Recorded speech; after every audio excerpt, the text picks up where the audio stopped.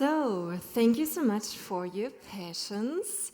We have like a little change for our upcoming program item because, yeah, the two speakers that were missing before, they are still missing. But don't worry, this conversation is going to be as good as you expected it because we are now dedicating ourselves to how we can build up a multi-dimensional career within music and beyond. And as you know, nowadays this is more important than ever.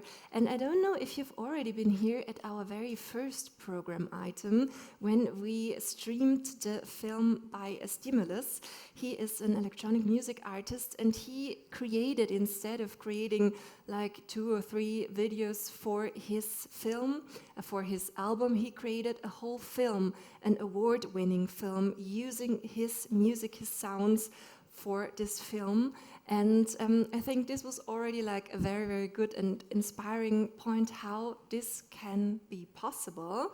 But yeah, he was also into booking, into curating everything that we are going to talk about right now. And we will explore how artists are transforming from single discipline performers into diverse creative entrepreneurs. And this discussion reveals how multidimensional careers are reshaping as well the future of music. And therefore, it's my pleasure to welcome the moderator of this round of talk. She operates at the crossroads of music and contemporary art in Berlin since 2022. She has been a resident DJ at Tresor. She's also one of the co-founders of Machines, the Music Lab, and she develops interdisciplinary projects that bridge sound space and social context. So please welcome with me here on stage Cecilia Tosh.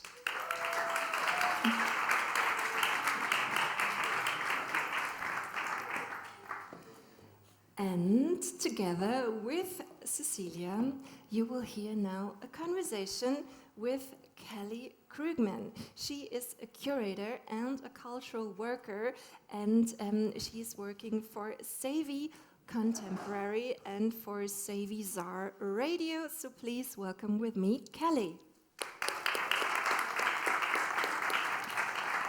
And one last point that is very important, we also plan to have an audience interaction with you. And as you know, we are also a digital conference, so there is this tool called Swapcard, and in case you didn't have downloaded it yet, please grab your phone and download the app, because yeah, there's the wish that we are navigating through the conversation afterwards via Swapcard. If not, it's just important that you use the microphone. Having that said, I wish you an inspiring conversation. Thank you so much. Mm-hmm. Is it on? It's on. Mine too? Not yet. What number are you? Let's see. Wait a second. 2. Hello. Okay. Perfect. Yeah, welcome. Hello again. This conversation definitely looks a bit different now since it's 2 of us, but still I prepared some themes where I would like to dive in, and also really invite you to collect your questions or thoughts or whatever comes up, and send it to the chat or in the swap thing. And I actually wanted to start with a little deeper intro, let's say, and tell you a little bit why this topic came up from, for myself, because this is a question which is really kind of, with me since a longer time, or like, let's say, a topic. And so my background is kind of very diverse. I studied product design, and at the same time, I always was like a music lover, And after my study, I dived into DJing, but then also with 3 other collectives, we had an open air club at Warschauer Straße, Cura Berlin. We also had a record label for some time and an event series. So I was like diving into very different themes or realms in club culture. And also created an exhibition in public space at Cottbusser Tor. It was called Cotti Island, which was really about the neighborhood and about the urbanity, showing the people who were working and living there. And then also next to this exhibition, there was an album which came out on Treasure Records, so I also produced music. And so my field of interest is very wide, and I guess this is for most of us the case. And there's always maybe a certain route for a certain topic or a certain career which can be taken, and then it's easier to follow that route. But for me, in my case, this was always just for a certain time, and then I felt there's new opportunities or chances or interest coming up, so I always went with this flow. And yeah, nowadays I'm studying curation at UDK, and yeah, so my focus is on art and public space, and this is also how my interest to invite Kelly was coming. Kelly is also, I mean, in the beginning, she already mentioned it, you are a curator also at Savi Contemporary, which is an art space in Wedding, my hood, so we're neighbors. And for me, it's actually one of the spaces which is really on a curatorial level, one of the most, the biggest role model when it comes to curations and when it comes to your approaches on how to put events or exhibitions together, because I feel that in Savi you really have so many different disciplines under one roof, and you never, for me, you never communicate that you understood it and you present it because you know how it goes. It's like publicly communicated that this is a lab, and I think this is very, for that you need a lot of courage. So I'm super happy to have you here with this background. And just also for the session here, so for,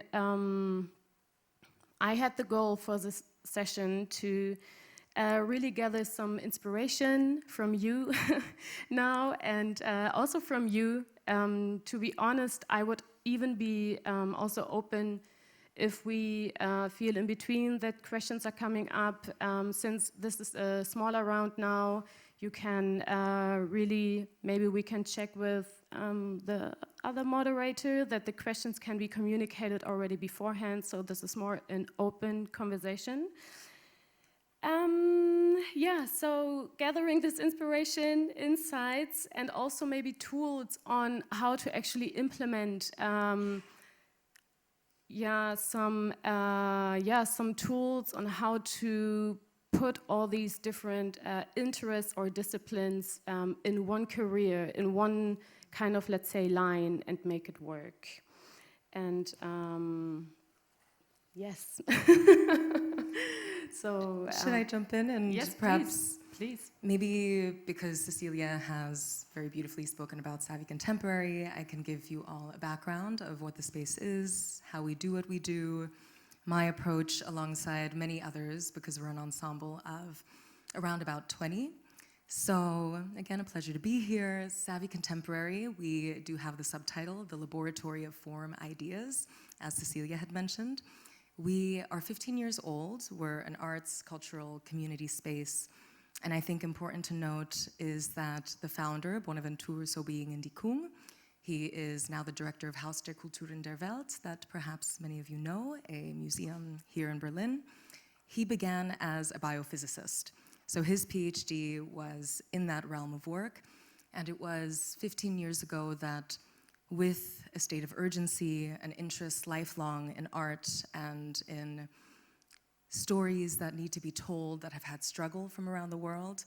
He and peers, collaborators also from various disciplines, took it upon themselves in a moment when the landscape in Berlin was predominantly for the arts in exhibition spaces. White, European, Western, unfortunately tokenizing of Black, brown, indigenous artists, where it might be like a panel, as we have heard of them before. Let's have a female voice in this, rather than really integrating from a global perspective, what is a mirror of the world? What does the world truly look like? Who is included and who is excluded? So that is to say that it began as a space that was foregrounding African continent and diasporic artists, and then became a sanctuary space for artists, perspectives, cosmologies, stories from all around the world. And the name as well, savvy, it comes from, many of you probably know what it means to be savvy, street savvy. It actually comes from Cameroonian pidgin, which departs more so from a language of the body. And at Savvy, what we do fundamentally is question what is given, question what we have been taught in social structures, from what level it is being shared in the sense of whose perspective, whose angle. When another example could be in the United States where I studied, I grew up constantly in early childhood education hearing that Columbus and reading that Columbus discovered America, which we all know is not the reality. Indigenous people existed prior. They have been struggling to this day, Native peoples in the States and Indigenous peoples around the world. I say this because also what Western knowledge and structures have done is to make us believe that there is a singularity of being in a way that does not give credence to the ways that knowledge comes in many forms. Knowledge is not only written in books, but knowledge comes in recipes, in songs, in textiles. So what we do at Savvy is question fundamentally, as mentioned, what have we been taught, critically examine it, who is speaking, and how can we include the many perspectives that have not been included in narratives around the world. So we do it through the form of art and exhibition making, public programs, radio, workshops, collaborations with universities, with schools, with other partners around the world and in the city, many collectives and communities. Also, Lexodus, who is supposed to be alongside us, has been with us at Savvy previously. So this is to say, we want to question what art is understood as, because likewise, for many Indigenous peoples around the world, art was not something separate from storytelling, social justice, object making. It came in unison. And for many of us, we know music is the same. Music comes often from the spirit, from stories that must be told in urgent times. So I mention this all to give a small backdrop to the ways that what we do at Savvy is to question and to rethink forms and functions, and to do it alongside all of the artists that we're near to. Yeah, thank you. And actually, like, yeah, one thing also how this topic came up was because I make my money from DJing in the end. I live from DJing. So most of the people know me as a DJ. And then to the ones I communicate, let's say on my socials or whatever about maybe exhibitions or other things I do, I often had the feeling I often had the feeling that, or I sometimes was afraid of doing so because I thought that bookers, promoters, and so on would be maybe confused because I'm not that person who is being read so easy as a DJ. So also one befriended booker of mine, for example, once said, yes, I mean, of course, it's interesting that you do so many things, but in the end, it would be good if you have 70%, let's say, of DJ content and then 30% about the rest. And what you just said, what that there's like so many facets to being an artist is so much more than just being in this realm of having one discipline and making it easy for everyone who wants to book me, let's say. And so yeah, I actually like the idea of stepping back of the picture that I had, what makes sense to communicate to the outside world, to be easy read and to be easy booked for certain events, but rather explore where the artistic journey might develop and be as brave and actually also embrace that and see what actually how then things develop. But I would do you have a thought on that, or? Yes, I mean, just a small one, I would say. I think what you'd mentioned of courage, perhaps ironically, it is what is so required in doing so much of what we do in the everyday. Who defines who we are? And it's up to us, of course, ultimately.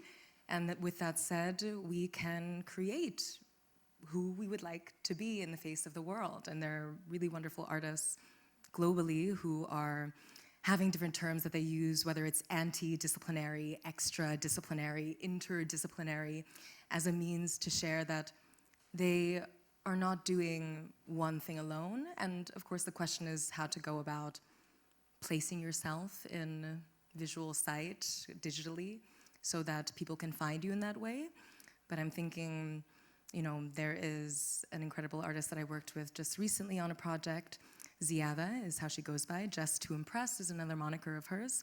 She's Ethiopian, and she has a practice in DJing, in sound, and recently has taken a studies program that is at a Dream Institute at the University of Berkeley in California. And what she's doing is integrating her research within dreams as a practitioner that supports others in reading their dreams through Jungian analysis. She bridges that with her sound practice and offers ceremonies where people can attend, have a meditation process that moves into inquiries of dream states through sound.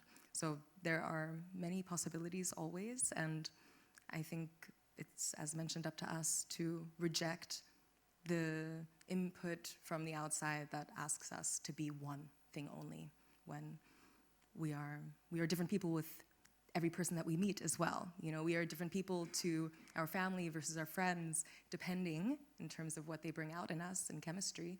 So we're unlimited in that sense. Yes, and I would actually be interested here in this round. I mean, I guess maybe 50% of you might also be musicians. Maybe hands up. Okay, I see the heads.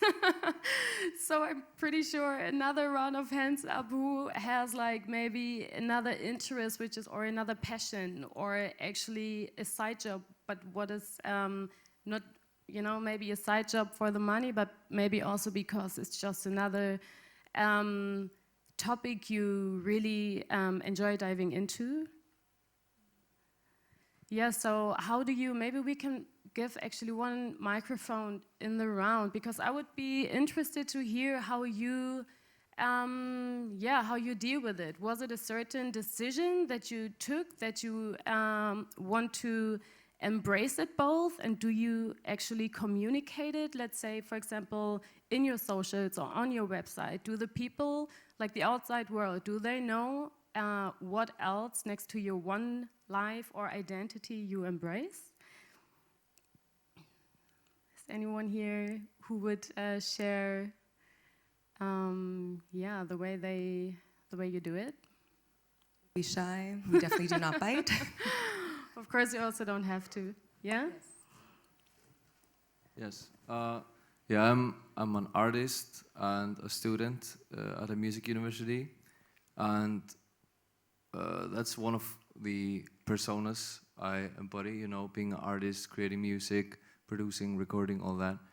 But then I'm really into as well, like I guess cringily you can call it like self-help, like taking care of your body, nutrition, and meditation, breathing exercises, that stuff. But I guess I haven't like put that online on any like platform or get myself out there as a like someone who's doing that. That's more of like a personal journey that I'm taking, and maybe someday when I'll reach like a certain point, I can help others with that as well. So it's not that you're holding back this other, this other side of you because you're afraid of doing so, or is it? Maybe it is a little bit of that as well, because as you say, you really want to, like, really want people not to be confused as to what you bring and why they should follow you. So I guess I'm a little afraid as well to, try to promote myself as a musician, but then, yeah, by the way, I also do this because I don't want to like confuse the algorithm as well or something like that. Yeah, I get that. I mean, I totally get that, and I think there's also no reason for pushing or rushing anything. But at the same time, I'm also just wondering where would, let's say, our club culture also move if more people embrace their whole facets and communicate their whole facets and show their facets. And so also kind of the club culture in Berlin, but also national and also international wise, like from my own experience playing in different places, I see that a lot of clubs are very suffering with the numbers. So there's kind of so much change since COVID, and this is not just the financial layer, which makes it less accessible to enjoy nightlife, but also I feel that there's kind of a transition mode or kind of need or wish for something else. And some people maybe have already answers, but I'm still wondering what this might be and where club culture would go if we all embrace this more and also get in touch, because I saw that you're actually meditating. Okay, me too. Okay, so maybe there's like another way of connection instead of mainly through the music or so maybe opening more room for other kind of connections. So I'm thinking so much of it is already happening, and there's a DJ in Kisi who I highly recommend if you do not know her already. She is living in Belgium from Congo, and we had a collaboration with Savizar Radio called the Secret Institute that she was bringing together as a series of sonic sessions that she also saw as ceremonies. And the way that she works as a practitioner and a DJ is that when she performs, when she makes music, it is a performance that is thinking about ritual simultaneously. It also, in her ways of thinking and being, she sees the listening process as one where you are initiated.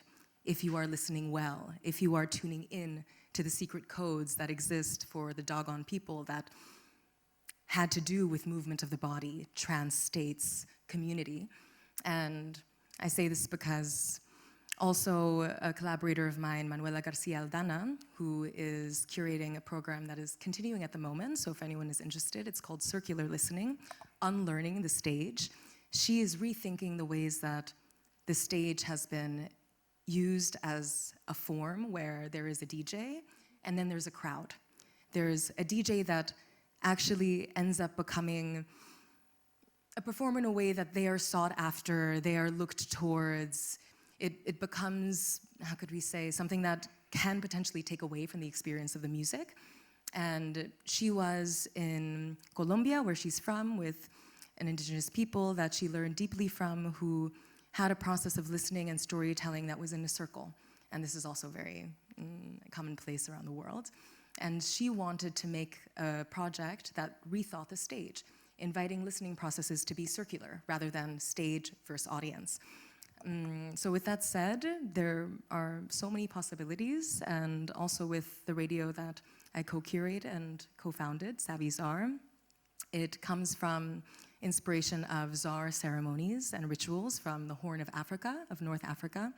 And there is an incredible ensemble that is continuing their legacies, Mazaher, but they're one of the last to continue this tradition because of processes that happen of assimilation, where much knowledge that is of value can be lost. Our radio is thinking, likewise, as an example, of the sonic as a space for repair and of healing. And we extend from what we do in our exhibition space, but also invite practitioners for various projects. And it is on sound as struggle, sound as healing. So it's just to share. I think the courage that is required is maybe sometimes creative and imaginative, how to bridge the many worlds and create a format that can hold them. Or if it makes more sense, perhaps do it individually and independently while still promoting your work in the other fields. Yeah, and just one other tiny question to you, because you're also a project coordinator, so you get this management skills, and I'm just wondering, so if, let's say, we are carrying so many interests and having maybe several projects running at the same time, which is very demanding time-wise, energy-wise, having all this, let's say, aligned, and so making all this work simultaneously. Let's say if you're like music producer, but maybe also promoter, or also a DJ, but then also studying or working, and then so. If we think of these different disciplines that we embody, do you have, because I'm often faced by, let's say, I'm sometimes overwhelmed by the tasks I give myself, because I love my projects, so I work a lot, but then again, I try to organize myself a bit better. And just to hear, like, just out of curiosity, would you have a thought on, okay, so there's this professional demand, let's say, that you're present on the social media, let's say, but then again, you have your creative flow, which is more, free, so you don't really control when is your creative time. So how would you put it all under one, in one schedule? if you have ideas. Yeah, it's a challenge. I think it also depends on the role that one has, and if they are in an institution. I, for example, am working as a freelancer, and most of the team at Savvy likewise. So it's up to us to figure out the schedules, figure out how we want to balance our time, our energy, our work, also honor our labor, which is very important, as we know. And our being a nonprofit, I must say, from the beginning of my time at Savvy, it was a lot of passion of the heart, because we do see the work as a political work. We do see what we do as an extended form of education, where, unfortunately, in universities that we might have studied at, in public school systems, we did not hear the stories that come from around the world. We heard stories that came from the viewpoint of, often in the West, a white Europe that did colonize much of the world and extract resources, people, enslavement that transmutes into the present.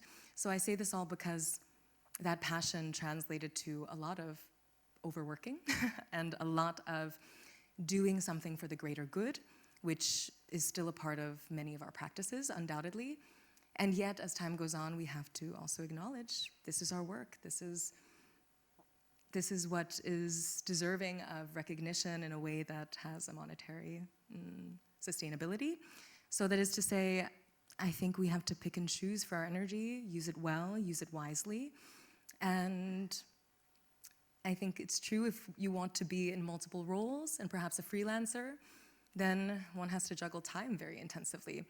I think if I was working full-time at an institution, then my life would look differently in terms of the projects that I would be invited for from external institutions. I would probably have to say no.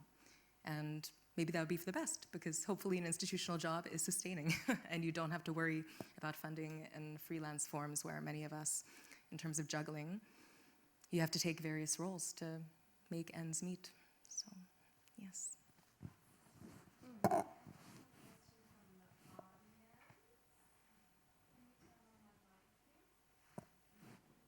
Super. Yeah, there's also a question from the audience. Ivy wants to know, as people with arts backgrounds as well as music backgrounds, do you think that the approach to career building for people in art is different to musicians? And what can musicians learn from visual or performance artists in that respect? Who wants to go for it?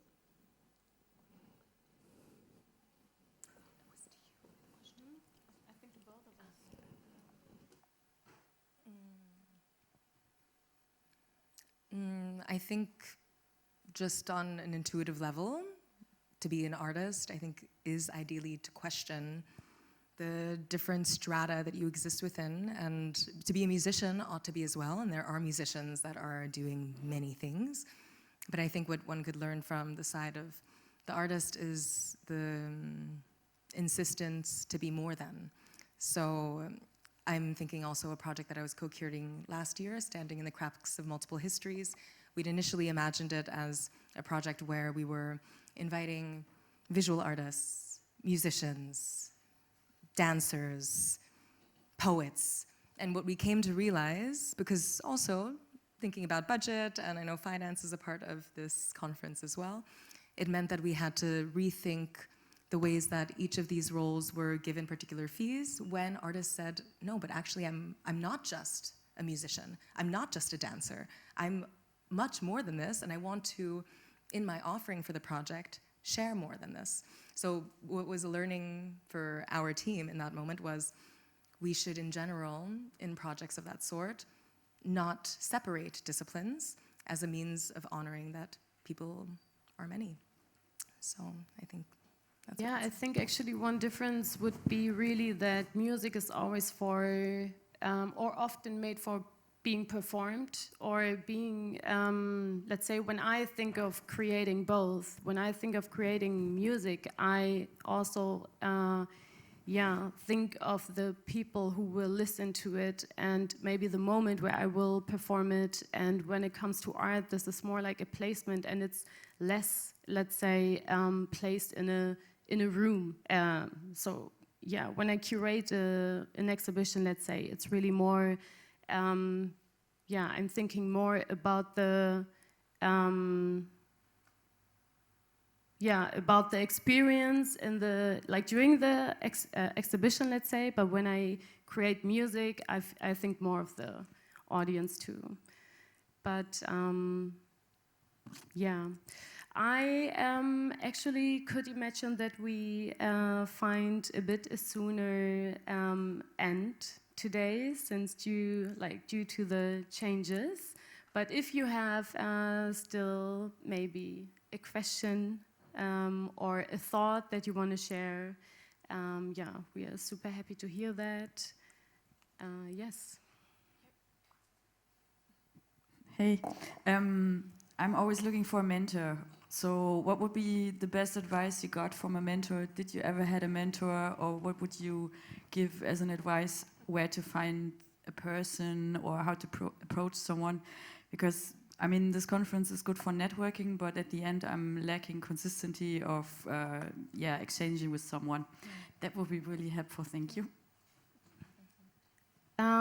I totally understand where your wish is coming from. I also really wished for a mentor for a long time, and I have to say I just found several mentors for several topics. And if you have a person who is really, let's say, inspiring you in a certain way, let's say the way the person is expressing themselves on stage or production-wise, myself, I literally just reach out and say I'm a huge fan. Really, like, I reached out to so many people I admire directly. I never felt ashamed about that because I could be so honest about it. And then maybe a meetup would come around, and maybe another one, and then maybe some other things evolved from there actually. So my personal experience is really reaching out to the people you look up to and who inspire you, and don't hesitate to get in touch. This is my experience. Definitely, I would echo this. I think simultaneously, I was meeting with a young curator from Paris last week, and she created a very important platform called Heartline World, which is connecting particularly artists to curators, to have support from curators in texts, mentorship, ways of thinking through exhibition making and support in that regard. But what they did, which is important, I think, again, because this is work at the end of the day, is make transparent costs. So then you do hire, say as an artist, a curator, and there are standing fees for the support that you would receive. I think, of course, this is not how it will always be. There can be people very generous, beautiful, who have the financial security and capacity to support by means of having extra time, but that isn't the case for everyone because, you know, there is the need to, as we earlier mentioned, sustain. So that is to say, on a personal level, I've had mentors that have been elders in Savvy primarily, and also other institutional heads of different partnering exhibitions and programs. And I feel, you know, I have asked them questions, but interestingly, I think it's a way at Savvy that we have. You have a kind of baptism by fire. You learn by doing, you learn by watching, you learn by listening, and it's a different way, for sure, than having a one-to-one set of questions, which I think is also very useful, and I recommend us all to do it any chance that we get. I also have another question from the audience, if I may. Yeah? Okay, all right. So then you go first, of course. So I have a question. How do you find balance? Because I'm a DJ and photographer and a festival organizer, but 90% of the stuff I do for free because it's political work for Flinter. And I have to learn to receive more. And how do you start with that? Yeah, I think we both can relate.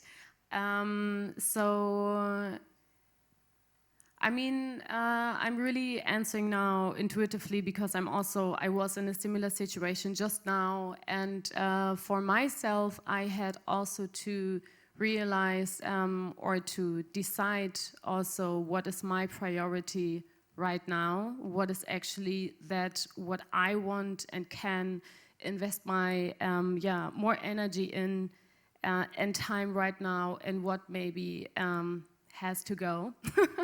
So this doesn't mean that this is the answer for you, but I run a music production course now since 1.5 years, and it's a beautiful project. Whenever I see the students finishing this course, I know exactly why we are doing this, but I don't really make any money with that, and I realize it's just getting, it's too much time for now, which means I said, hey, I'm stepping back, so we are not doing this course anymore, which doesn't mean maybe in another moment when I make more money again, or when my study is over, you know, when one project maybe has found its end, I will have time again. But for now, really deciding for a certain amount of projects and letting some out.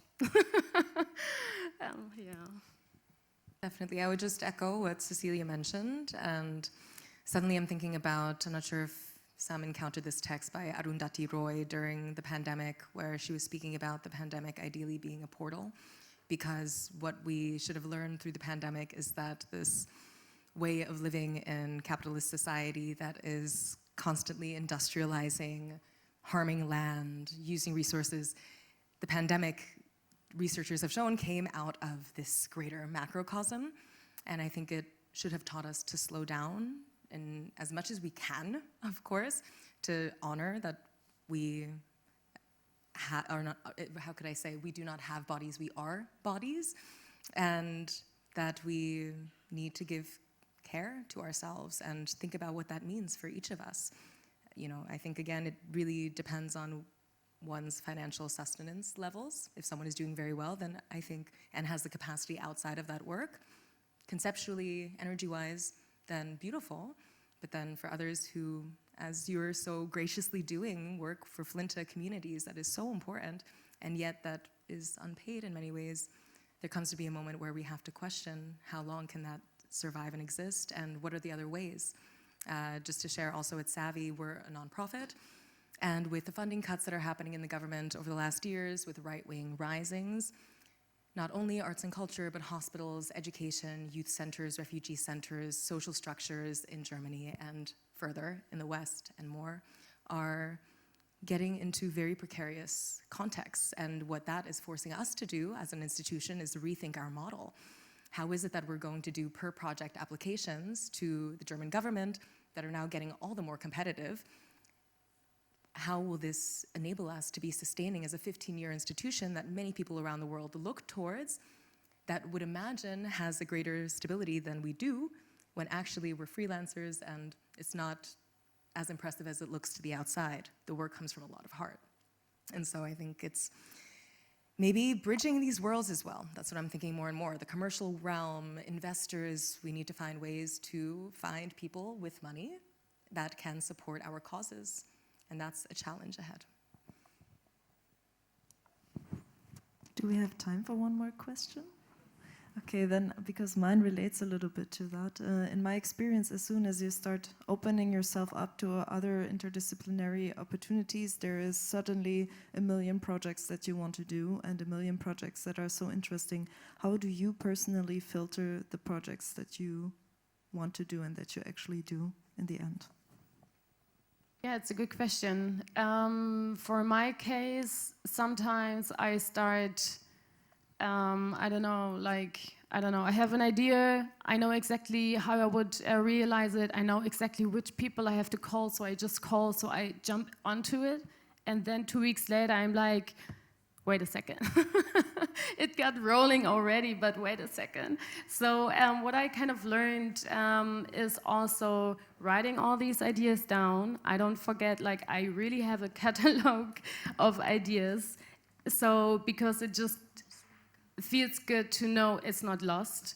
And whenever there's really a moment, either I really look back, which usually doesn't happen, but after writing down these ideas, some of these ideas will stick like in your mind. So a certain amount or maybe one certain project will develop in your head without having to write down anything. And this is how, for me, unfolds what is the natural process of development. And then I realized that this is actually more, a thing I'm gonna stick with, and the others are maybe just like a side format for another project. So it's not that it's lost, but yeah.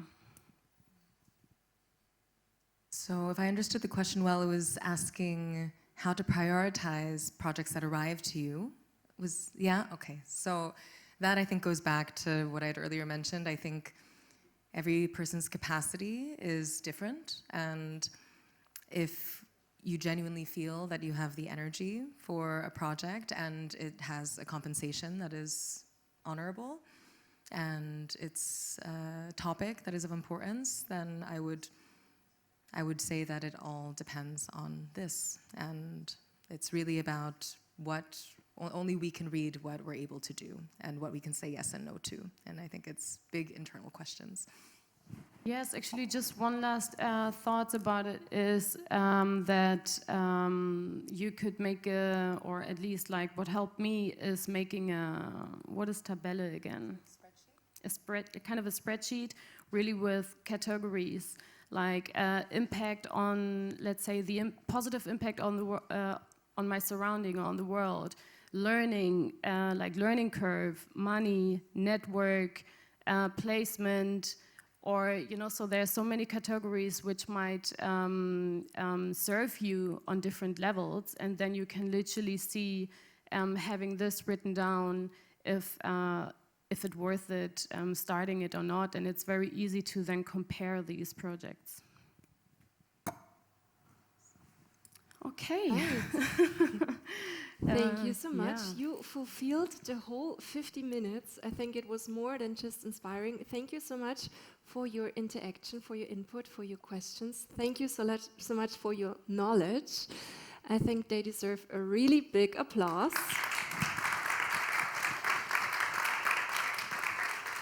Thank you.